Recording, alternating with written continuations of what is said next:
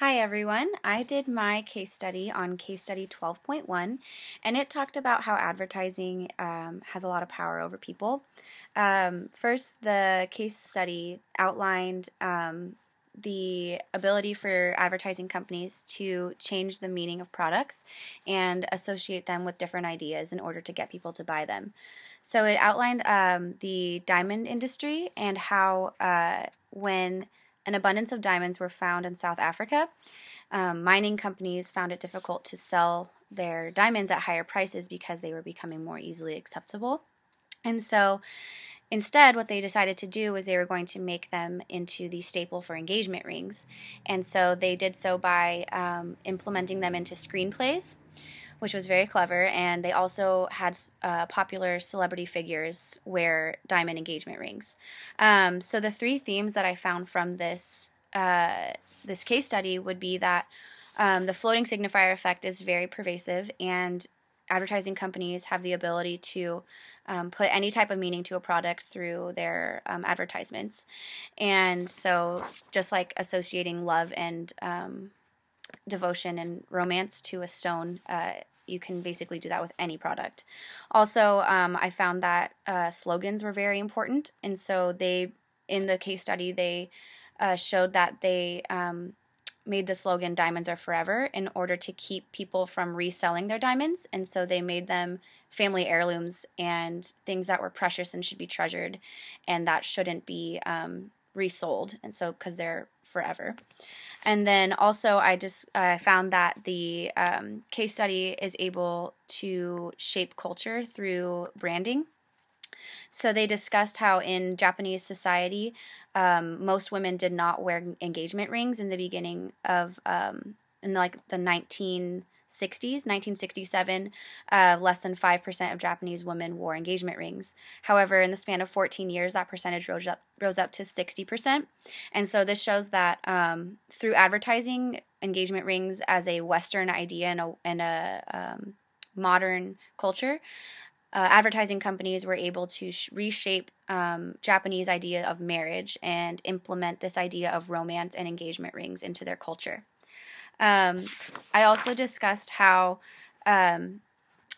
different slogans were important, and I showed how in different studies found through journal articles that people had different ideas about the product that they were going to try because of the slogan that was given to them. So they did a case study in which people were primed with different slogans and then were given the product, and they described that product to be more like the slogan than people that had not previously been exposed to the slogan. Also, I discussed how in advertising, people's cultures and society can be changed. So, for example, I discussed how in American culture we are exposed constantly to television ads for food, and there was a study done that people who were exposed to adults and children who were exposed to television ads for fast food ate more food after they were exposed to these ads than people who were not. And this shows that here in America we have a problem with growing with obesity.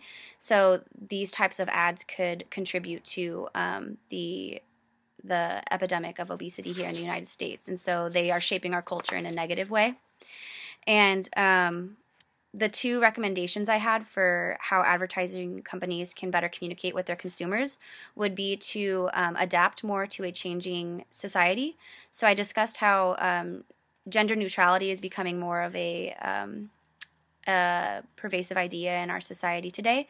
And so back in the 1950s, household cleaning products were catered to women, but nowadays, just like Swiffer just came out with this new ad where they were advertising Swiffers to men, and it shows the idea that men can also buy Swiffers and clean the house. And so their advertisers are realizing that catering products specifically to genders isn't really working anymore because there isn't really that set gender identity.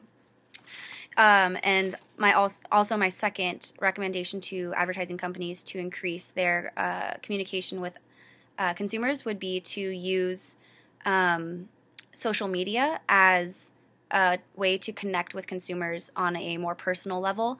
And I looked at stats for companies that have used Yelp and Facebook to communicate with their consumers, and they have higher consumer ratings than those who don't. So I would just say that by adapting to the growing and changing use of social media in today's society, advertising companies can better enhance their communication with their consumers. And yeah, that was basically my my case study. It just looked at branding and how it is successful with use of slogans and the floating signifier effect, and also can shape our perceptions of reality. Thank you.